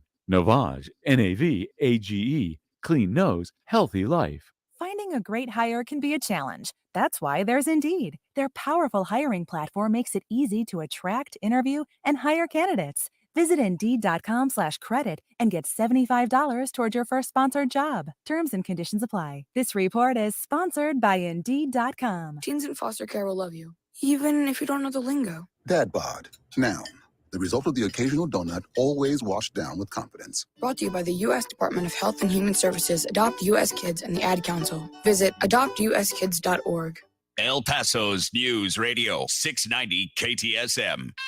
Live from the KTSM AM 690 studios, it's Talk El Paso with Andrew J. Polk. To be a part of the show, call 915-544-KTSM or follow on Facebook at facebook.com/Talk El Paso. Now here's your host, Andrew J. Polk. Thank you all so very much for joining us here for Talk El Paso, airing live on News Radio 690 KTSM. I am your host, Andrew J. Polk. Thank you for tuning in, however you may be doing so, be it on air, online, live streaming through the free and reliable iHeartRadio app, or joining us over on the various social media pages we're up on these days: Facebook, YouTube, Twitter, and Twitch, either under Talk El Paso or Andrew J. Polk. A lot of different commentary and things coming in. Still squeezing in a few more calls before we get to, as much as we can anyway, as long as we think we got that phone issue locked down, but if not, anyway, give it a shot. 915-544-5876, 544-KTSM. And, well, a lot more to get to here as we get closer to the end of the week, and some reminders we'll give you towards the end of it. But let's get back on the phone lines right now. We do have currently on the line with us, we got Richard in the Northeast on the line with us right now. Richard, thanks for joining us. Hello, can you hear me? Yes, can you hear us all right? You're coming in kind of spotty. Can you hear me? I'm going to double check. Yep, nope, coming in through on good on this end. What's on your mind? All right. Well, you know what? I'm going to maybe try to call back because I got a bad connection. I'll allow somebody else to speak. Okay? Okay. All right. Well, appreciate it. We'll try with you again here in a bit then. All right. So let's try. We got another call on the line. Another call just called in. Okay, maybe not. Okay, maybe I wasn't right about the phone lines here. But in any case, we still got plenty of other things to talk about, even if it is not not quite what we are expecting. Some of the law enforcement, I had some questions that did come in off air about some of the law enforcement support coming into the area, as noted by our news partners over at KFOX 14. Article title out of today: El Paso PD receives support from local, state, and federal agencies amid migrant surge, noting that the city of El Paso, the police, has been specifically out and patrolling certain areas near the border, despite the police department facing a shortage of police officers, as what they are noting. But there have been a lot of other, state, local, and federal agencies have been known to be out here. We've had the DPS troopers, state troopers, out for a minute now, and we've had some National Guards, and of course the Texas State Guard also as part of primarily the state response, and then of course the deployments that were being done primarily to El Paso. Though this does make me wonder the situation we've been in today, specifically with us seeing who said it earlier, much ado about nothing at the moment. There certainly has been a level of response that has been very necessary before this point. But the dealing with it again, the post-mortem on this, and I'm not totally willing to say that the storm is over. I wonder if we're just in a continued eye of it, and we still got more to come after this, as some other callers have been mentioning. But only time will tell in those instances. But specifically, had a comment come in about some specific enforcement being seen. Was described as grouped of armed, hip-holstered, or open-carry handgun men who hang around the power traffic lights being worked on, such as Montana and Airway and Highway 54 and Dyer, saying specifically that they were wearing coyote brown pants and black shirts with faces covered in baseball caps, some type of badge worn on belts and multicolor emblem on their sleeve. Hadn't seen that specifically.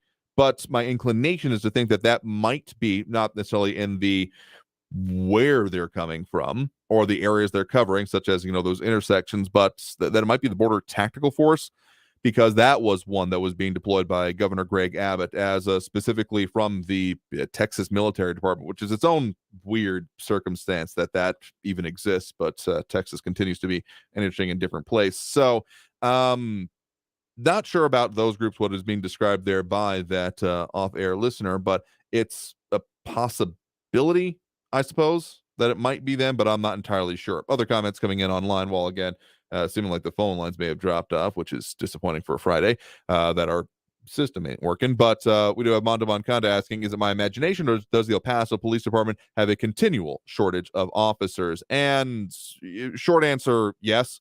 We've talked about this previously, and this kind of highlights it, I suppose you could put it that way. The exact staffing levels I don't think are totally released, but it's somewhere on the order of magnitude of like 11 to 1,500, give or take. And that we've been kind of like several hundred below of where we would want to be for years now. Back when I was still doing, TV reporting, I would go down to and sometimes sit in on those city council, the budget sessions when they were setting this. And even at that point, we were a couple hundred short of where we wanted to be. So there was a presentation that came before city council, I want to say like middle of last year, so probably coming up on a year or two ago at this point, about the difficulties in doing that and the focus on it. So yeah, no, that's very much been a factor of it. All right. Let's try one more call on the line here. We do have a caller on here, apparently making it through whatever our issue is. You're live with Talk El Paso. Who's this? Yeah, hey, Andrew, this is Robert from Chaparral. Oh, hey there, Robert. What's on your mind? Yeah, I thought I'd dial in, fly by the seat of my pants if I could get through. Say, yeah, seems like you did. I was wondering, I guess it was Friday that you weren't able to make it, so you had those recordings and everything. And I was thinking, I think somebody else brought it up about having a guest DJ and everything. I was thinking, it depends on how you look at it. Maybe having whenever that happens, one of your listeners, like maybe Eric or Raul or even Frankie, kind of guest for you or something like that. It's an interesting thought here. I mean, we do have replacement programming that is lined up in such an eventuality. We're working on some other things on the back end, and for some of the planned holidays, there will be some of the national programming that is planned for it. But maybe we'll take some submissions or something like that. I don't know. We can get creative with it. I got you. Just a thought, or then at least maybe Raul and maybe a guest host together or something like that, you know? But just stranger things have happened. Oh, the other Andrew from the east side, I think, right? Oh yeah, there's another one. Mm-hmm. Yeah. Hey, also, it was great. One of the recordings he had on was good to listen to. American, I forget, they were with the Yvette Herald campaign. Mm-hmm. Anyways, you had a guest that you had interviewed there, and that was good. Have you heard of Better Together for New Mexico? Better Together for New Mexico. I think I have, but I'm not. Let me see if I can find anything on that. Because that's if it's just on Yvette Herald, I'm aware that there are likely to be more challenges coming up for 2024. Yeah, there probably are. But if you have a chance to check out the Better Together for New Mexico and everything like that, and getting an interview with them. We're trying to, through Better Together for New Mexico, do something better for New Mexico, basically, and instead of these abortion laws that we got coming through and these ballot election stuff coming through and stuffing ballots and everything. Anyways, if you have a chance, Better Together for New Mexico. And I, too, am concerned about the Title 42 having ended and just the situation that's coming across. So. Yeah, we'll still be keeping our eye on that. Again, at the moment, not seeming like there's pretty much all of the sound and fury came before the deadline, actually, but only time will tell. I'm sure we'll have something to talk about on Monday, either confirming or denoting the change in that response so far. Okay. All right. Thanks a lot, Andrew. Have a great weekend. You too as well. Time. Yeah, appreciate the point of the call there. You have a good one. Bye-bye. All right. So, tell you what, I think we'll go ahead and take that next break now. Again, not sure what's going on with our phone lines. Had a couple drop off already. So, hopefully that'll be fixed before we get to the next one and get back to Monday. But let's go ahead and take that break now. Tell what we got coming up for you, of course, on our next programs, as well as some of the planning for you. So, stay tuned for more Talk El Paso after this break on News Radio 690 KTSM. Stay tuned.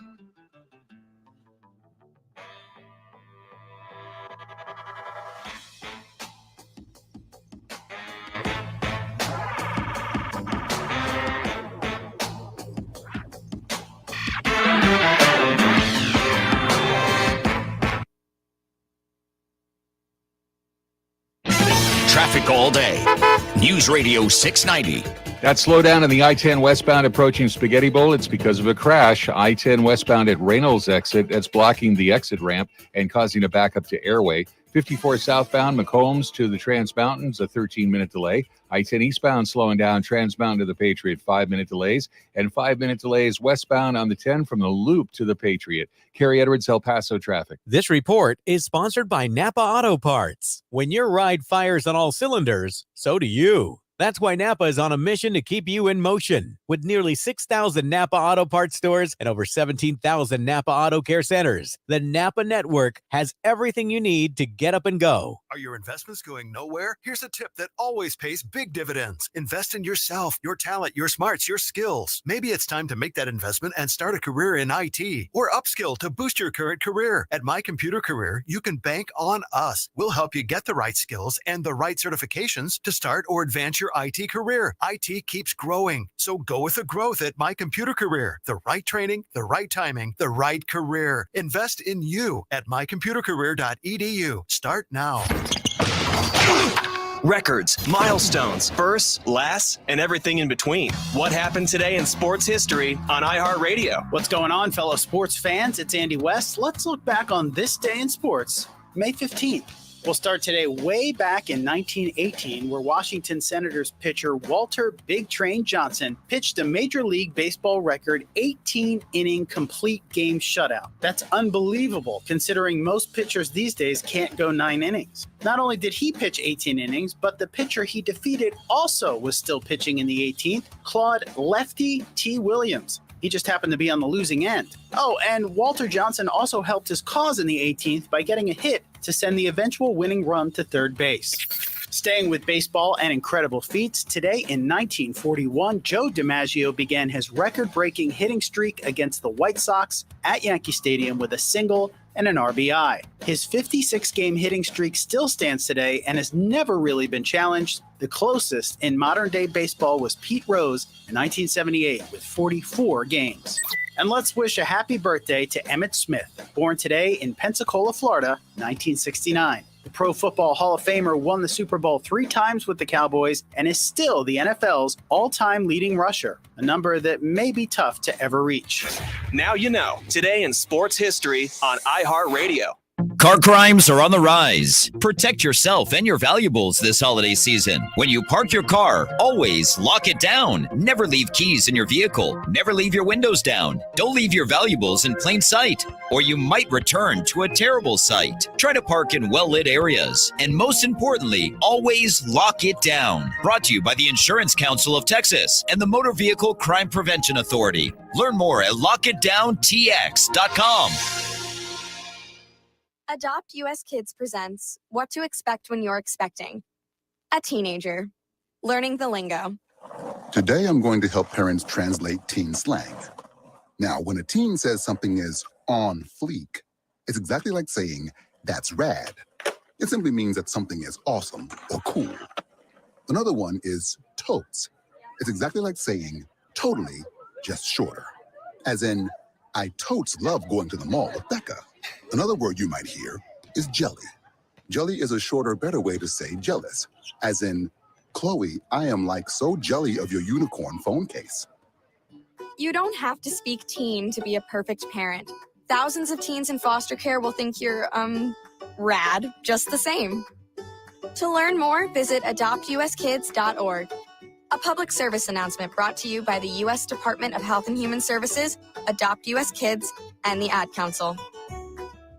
Staples has everything to help small businesses do big things. Shipping supplies and services so you can fill big orders. The latest tech so you can create the next big thing. And now during Staples Small Business Deal Days, when rewards members spend $100 or more, they get $30 back in rewards to use on big things, little things, or anything they need. Plus, find new deals in-store every week on tech, office chairs, and shipping supplies. Because for small businesses, Staples knows savings are a big thing. Rewards offer ends 5/13. Limit 1. Redeemable in-store only. My friend and I are taking a trip to Mexico this year, but neither of us speak Spanish. So we downloaded Babbel and started learning Spanish fast. Want to start getting conversational in another language? In as little as 3 weeks, Babbel's quick 10-minute lessons were designed by language experts to be the most efficient and effective way to learn a new language. ¿Cómo te llamas? ¿Cómo te llamas? Babbel, language for life. Celebrating 10 million subscriptions sold. Now try Babbel for free at Babbel.com. That's BABBEL.com. Of course my kid's in the right car seat. Well, I think he is. Yeah, my kid's in a booster seat. He was ready to move up. He is ready, right? Her car seat looks like the right size. There are probably rules on when to move up to a booster seat, aren't there? Rear facing, forward facing. I think I have it right. Car crashes are a leading killer of children 1 to 13. Are your children in the right car seat for their age and size? Don't think you know. Know you know. Go to safercar.gov/the right seat. I know my child's in the right car seat, or else I wouldn't get in the driver's seat. Brought to you by the National Highway Traffic Safety Administration and the Ad Council. For more than 45 years, the El Paso Community Foundation has worked with individuals and nonprofits to address the unique opportunities and challenges in our vibrant multicultural community. Every dollar goes to bettering our region. For more information about the foundation, establishing a fund of your own, or giving to an existing fund or project, go to epcf.org. That's epcf.org. For good, for El Paso, forever. The Good Feet Store, improving people's lives 2 feet at a time. I adopted Bento in 2010 from a shelter. A lot of people know him as Keyboard Cat. That's That's just one adoption story that started at a shelter. Visit theshelterpetproject.org to find a pet near you. Brought to you by Maddie's Fund, the Humane Society of the United States, and the Ad Council. News Radio 690 KTSM. Live from the KTSM AM 690 studios, it's Talk El Paso with Andrew J. Polk. To be a part of the show, follow on Facebook at facebook.com/Talk El Paso. Now here's your host, Andrew J. Polk. Thank you all so very much for having joined us here for Talk El Paso, airing live on News Radio 690 KTSM. I've been your host, Andrew J. Polk. Think we sorted out what was going on with the phone lines there right at the end. Here, just calls started dropping off, but hopefully I have more lockdown for Monday, but that's going to about do it for us for today. So I had some other calls, some other thoughts come in late on it, among other things that we'll certainly be talking about next week. Sine die, end of the regular session of the Texas legislature. And sine die is not a command. It's just basically has to either happen or it's over. So with the Texas legislature finishing up and ending there, a lot of things didn't end up going through, like some of those thoughts about, among other things, gambling, as though by the Texas Tribune, didn't end up making it. So, yeah, it's we'll do the kind of postmortem on it and talk more with our state legislators, among other things. So that's some of the stuff we're working on. Still keeping our eye on the immigration situation, as well as, other business conversations. So there's still a lot going on, and I'm sure, as we always will, we'll never run out of things to talk about on this program. Just kind of want to give a reminder out there. As was mentioned earlier in the show, I hope you all have a wonderful Mother's Day and take care of the special mother, whoever that may be in your life, because, taking the time to remember and to do some things like that is very important. So hope you all have a good one. And of course, some of the other programming that we have coming up for you all there on this weekend, tomorrow on the El Paso History Radio Show, 10 to noon here on News Radio 690 KTSM. We'll be talking with the International Coin Club of El Paso. They actually gave me an example of one of theirs, for those of you who are looking over on the social media, of one of their recent commemorative coins. It's both about collecting and the ones that they make themselves, but more importantly, the history that is revealed through both of it. So join us for that one. That'll also be airing here again on 690, as well as on our similar, if not also some different social media channels. But that'll do it for us for today. Again, we covered a lot of ground today, as it's completely expect we'll keep doing, as we do every Monday through Friday, 4 to 6 p.m., with Fridays a little bit of an outlier. So until then, until next time. And again, I do want to thank everyone that did tune in, call in, comment, participate in the show. Until we're back with you, I want you all to stay safe out there, look twice for motorcycles when out on the road, and have a great evening and a great weekend, y'all. We'll see you both next week and tomorrow on the History Radio Show. Have a great one, and happy Mother's Day.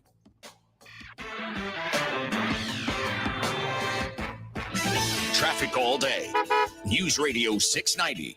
El Paso freeways crash free for Friday. That's not bad. Southbound on Joe Battle at Montana, a semi is blocking the right shoulder. A little slow on the I-10 westbound from the Loop to the Patriot, 5-minute delays. Eastbound Montana from McRae out to Zaragoza outside the Loop, it's a 10-minute backup. And an injury accident downtown El Paso at Maine. Carrie Edwards, El Paso traffic. Paid for by government.com.